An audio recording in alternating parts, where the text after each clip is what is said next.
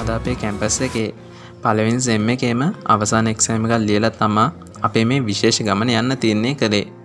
ඉතින් අපි දැන් ඉන්නේ යකල හන්දියේ.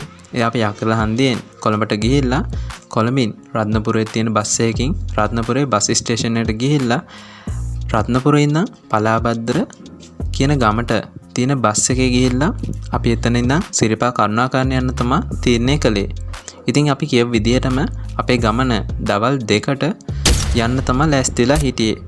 ඉතින් අපේ නඩේ කට්ටිය ලෑස්තිලා පොඩ්ඩක් එහෙම වුණාට පස්සේ අපේ ගමන සම්පූර්ණයෙන්ම පැයක් විතර ප්‍රමාද වුණා. ඉතින් දැන් වෙලාව හරියටම හවස 3:05යි. අපි යක්කල හන්දියෙන් කොළඹ බස් ස්ටේෂන් එකේ තියෙන බස් එකකින් කොළඹ බස් ස්ටේෂන් එකට ආවා.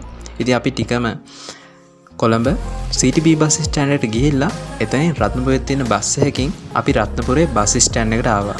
ඉතින් රත්නපුරේ බස් ස්ටෑන්ඩ් එකට එද්දී මං කිව්වනේ අපිට කලින් පැයක් විතර පරක් වුණා කියලා.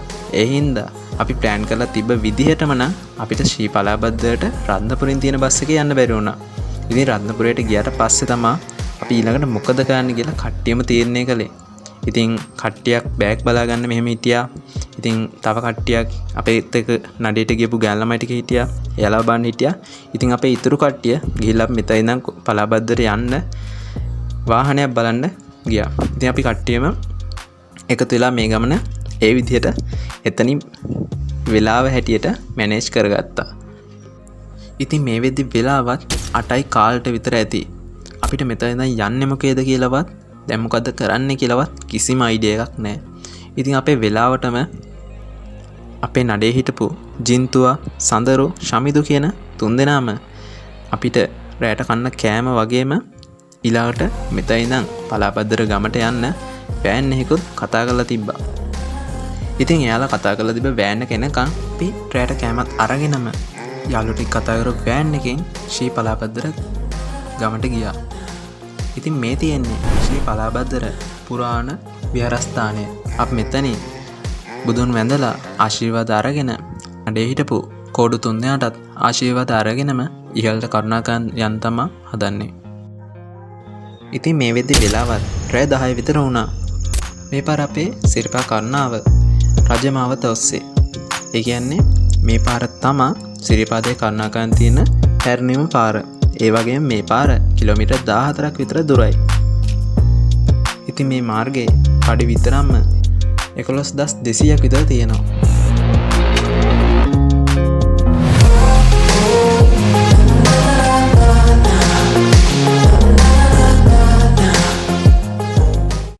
ඉතින් මේ පාර අපේ සිරිපා කරුණාවට 17 දිනෙන්ම එකතු වුණා.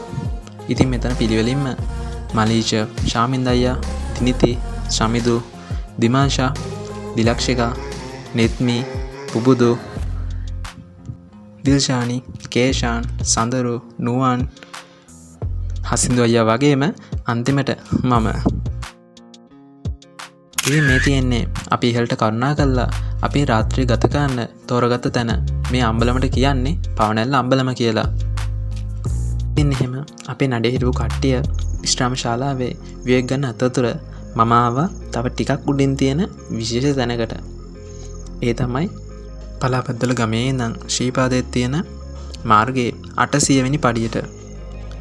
ඉතින් මේ වෙද්දි වෙලාව පාන්දර 1ට විතර ඇති. ඉතින් මේ වෙලාව වෙද්දි වටේ මාරම සීතලක් තිබුණ නිසා මා ගියා යාළුවෝ ඉන්න තැනට. ඉතින් බලද්දි කට්ටියම ගිනි මැලයකුත් ගහලා. ඉතින් ඒ වගේම තමා ඔයාලට මතක් කරන්න ඕනේ අපි මේ ගිනිමැලේ ගැහුවා වගේම මෙතන තිබ්බ අඟෝ ටිකත් අපි එතනින් යද්දි පිළිවෙලට නිමලා තමා ගියේ. ඉතින් ඔයාලත් ශ්‍රීපාදේ කරුණාකරදී මේ වගේ දේවල් කරනවා නම් පයිසයට කිසිම හානියක් නොවෙන්න යද්දි අනිවාර්යෙන් මේ දේවල් නිමලා අස් කරලා තමයි ඔයාලත් යන්න ඕනේ. ඉතින් ඒ දේවල් අපිත් කරා. ඔයාලත් අනිවාර්යෙන් කරන්න ගියා තමයි මම මේ මතක් කළේ. ඉතින් කොහොම හරි අපි රාත්‍රියේ ටිකක් මෙතන view එක අරගෙන අපි මෙතනින් පාන්දරින්ම යන්න පිටත් වුණා.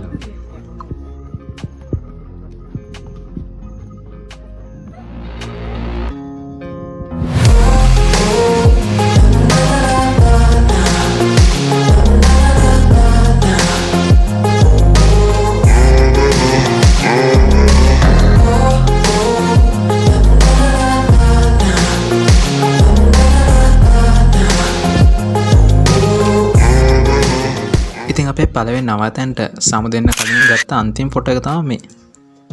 ආයෙත් ඉතින් අපි හැමෝම ඉහළට කරුණාවයි. මේ වෙලාව වෙද්දී වටේ මාරම කරවලයි. ඒ කියන්නේ දැන් වෙලාව හරියටම 3:45යි. අපි මේ වෙද්දී ශ්‍රීපාදේ කරුණාකාන්න පවනැල්ල අම්බලම ඉඳන් පිටත් වෙන්න අරන් තිබ්බේ. ඉතින් අපිට මේ වෙද්දී දොරල කඩේ කෙකටිය කන්ද ලිහිණියල අම්බලම මේ කියන තැන් ටික පහුවෙලා තිබ්බා. ඉතින් අපි ඊළඟට ආවේ ලිහිණිහෙලට. ඉතින් මෙන්න මේ කියන ලිහිණිහෙල ගැන ජනප්‍රවාද වෙන ලොකු කතාවක් තියෙනවා. ඉතින් ඒ කතාව සම්පූර්ණයෙන්ම ඔයාලට මෙතෙන්ට ගියාට පස්සේ මෙන්න මේ තියෙන බෝඩ් එකේ සම්පූර්ණ විස්තරයම ලියලා තියෙනවා. ඒ වගේමයි මෙතෙන්ට එන හැමෝම ලිහිණියක්කේ අපි යනවා කියලා. එතන තියෙන ප්‍රපාතයේ පැත්තට හයියෙන් කෑ ගහලා කියනවා. ඉතින් එහා පැත්තේ තියෙන තවත් ගල් පර්වතයකින් ඒකේ සද්ද දෝංකා දීලා ආයෙත් ඇහෙනවා. ඉතින් ඔය ගැන සම්පූර්ණ විස්තරයක් ඔයාලත් දන්නව ඇතිනේ. ඉතින් දන්න කට්ටිය පහලින් කමෙන්ට් කරන් දන්නේ නැති කයට බලන්න. ඉතින් ඔයාලත් හිතනවා ඇති මේ ගමනේදී මේ වගේ දේවල් මොකටද කරන්නේ කියලා. ඉතින් මේ වගේ සංස්කෘතික වශයෙන් වැදගත් වෙන ඒ කියන්නේ එක එක දේවල් තියෙන මේ වගේ ලස්සන ගමනක් ලෝකෙ වෙන කොහෙවත්ම නැහැ. ඉතින් මේ ගමනේදී මේ දේවල් එකතු වුනහම තමයි මේ ගමනේ සුන්දරත්වය වගේම මේ ගමනේ වටිනාකමකුත් එකතු වෙලා තියෙන්නේ. ඉතින් අපි මේ යන්නේ ශ්‍රීපාදේ වන්දනාවට. අපි ඒ ගමන තවත් ඉස්සරහට කරුණා කරමු.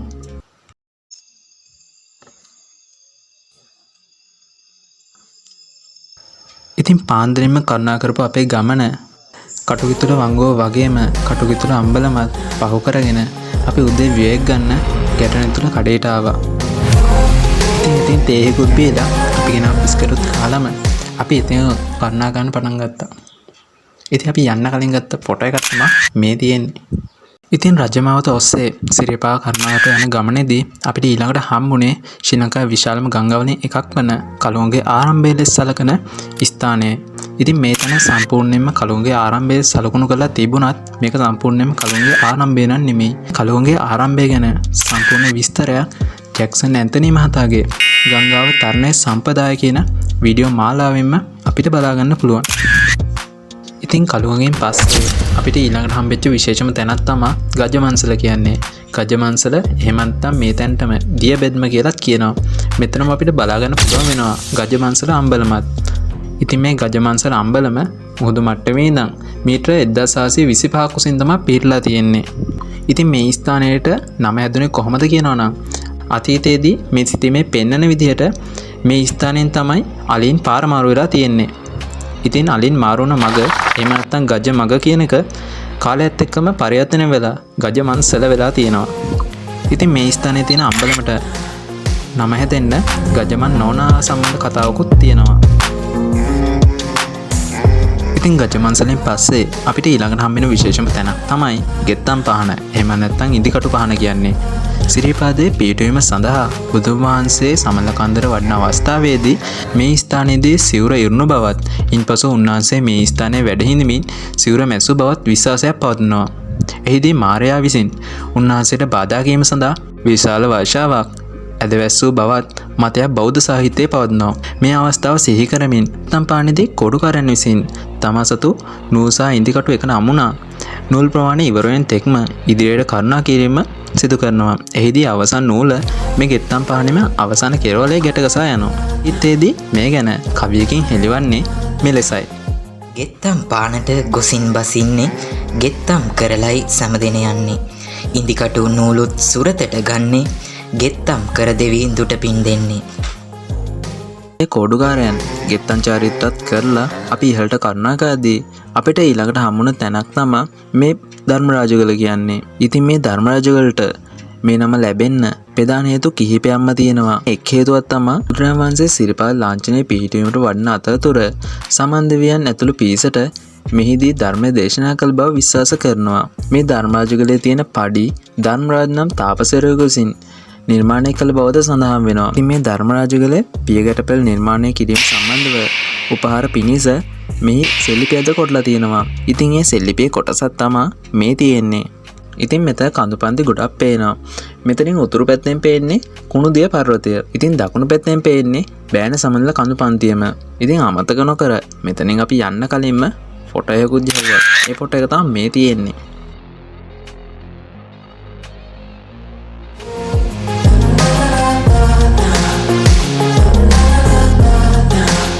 අපි සිරිපාදේ කරුණා කරද්දී අපේ සිරිපාද කඳු මුදුන ඉස්සලම් පෙවුණු ස්ථානේ තමයි මේ තියෙන්නේ. වගේමයි අපිට ඊළඟට හම්බුනේ සීතගඟුල. සිරිපාදේ කරුණාකරන සියලුම දෙනා මේ ස්ථානයේදී ස්නානය කරලා පිසිඳු වෙලා තමයි යන්නේ. ඉතින් අපේ කෝඩුකාරයන් වගේම අපිත් ස්නානය කරලාම තමයි මේ ගමන මෙතනින් එහාට කරුණා කළේ. ඉතින් සීතගඟුලෙන් පේ වෙලා අපේ නඩේ හිටපු සියලුම දෙනාම ඉහළට කරුණා කරද්දී අපිට හීන්ගඟුල හැරමිටි පහන ගල්වංගෙඩිය අම්බලම හැරමිටි පහන පොලිස් මුරුපොළ වගේම මැහැල්ල මල කඳුකරය පහු කරගෙන තමයි අපි දැන් ඉන්න මේ ආඩියාමල් තැන්න අම්බලමට ආවේ. ඉතින් අපිට මෙතෙන්ට ශ්‍රීපාදයේ පෙන්න ආකාරය තමයි මේ තියෙන්නේ.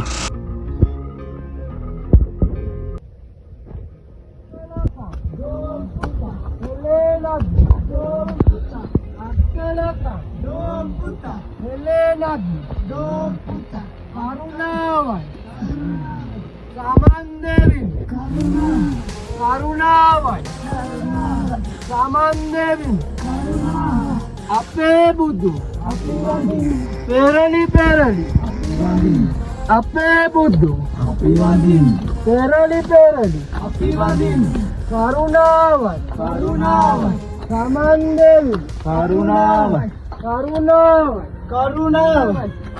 සමන් දෙවි කරුණාවයි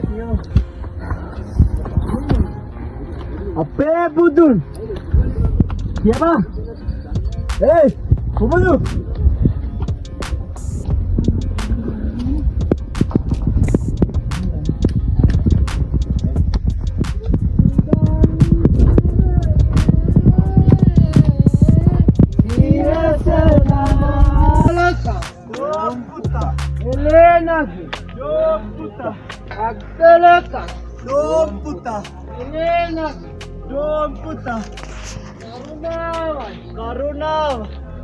සිරිපා කරුණාවේදී අපි මේ නැවතිලා ඉන්නේ ඇහැල කණුව අසල. ඉතින් ඇහැල කණුවේ හුණු තැවරීම කෝඩුකාරයන් විසින් සිදු කරන චාරිත්‍රයක්. අද අපි සිරිපා කරුණාවට මේ වගේ ලස්සන අත්යටක් සහිත පඩිපෙළක් තිබුණත් අතීතයේදී මේ සිරිපා කරුණාව සඳහා තිබුණේ කම්බි ගැසූ යකඩ ඉනිමගක් පමණයි. ඉතින් ඒකෙන් ඉතුරු වෙච්ච ඉනිමන් කොටසක් තමයි මේ මෙතන තියෙන්නේ. ඒ වගේම තමයි අපේ යාළුවෙක් තමයි වාඩි වෙලා ඉන්නේ. ඉතින් අපිට මෙතනින් එහාට පටන් ගන්නේ අහස්ගව්ව. අපි අහස්ගව්ව කරුණාවට මෙතනින් එහාට එක් වුණා. ඉතින් ඇහැල කණුවේ ඉඳලා අපි සිරිපාදේ කරුණා කළා. දැන් අපි ඇවිල්ලා ඉන්නේ උඩමළුවට. ඉතින් උඩමළුවේ වීඩියෝ නම් කරන්න එපා කියලා තියෙන්නේ. ඉතින් ඒ නිසා මම වීඩියෝස් එතනදී ගත්තේ නෑ.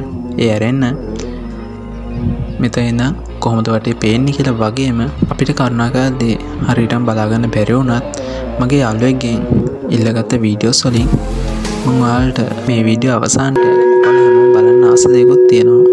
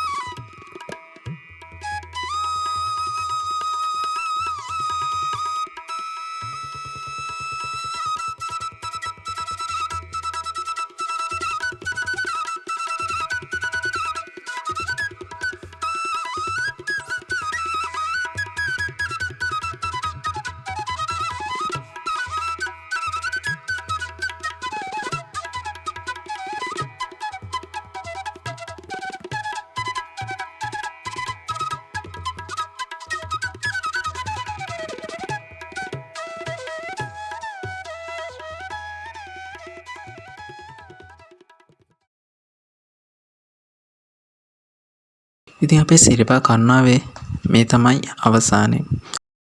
ඉතින් අපි සිරිපාදේ වන්දනා කරලා අපි ආයෙත් නල්ලතන්නිය හරහා කොටුවට ඇවිල්ලා එතනින් අපේ හොස්ටල් එකට, ඒ කියන්නේ යක්කල හන්දියට අපි බස් එකේ ඇවිල්ලා හොස්ටල් එකට ගියා.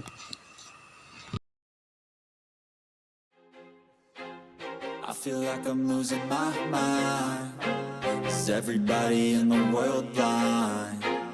Please, Lord, give me a sign, a sign. I feel like I'm losing my mind. Is everybody in the world blind?